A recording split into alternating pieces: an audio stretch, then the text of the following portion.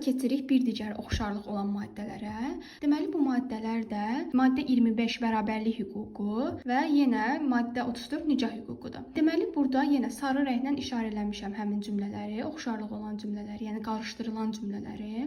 Bərabərlik hüququnun maddəsində deyir ki, kişi ilə qadının eyni hüquqları və azadlıqları vardır. Nicah hüququ maddəsində isə deyir ki, ər ilə arvadın hüquqları bərabərdir. Deməli, tələbələr bunu necə qarışdırır? Məsələn, deyə bilər ki, testdə ər ilə arvadın hüquqları bərabərdir yerinə deyir ki, eynidir. Və yaxud da kişi ilə qadının bərabər hüquqları var deyir, eyni demir. Yəni bu da qarışdırılır. Biz deməli yadımızda saxlamalıyıq ki, hüquqları bərabər olan ər və arvaddır. Hüquqları və azadlıqları eyni olan isə kişi və qadındır. Yəni eyni sözü olan kişi və qadındır. Bərabər sözü olduqda isə ər ilə arvaddır.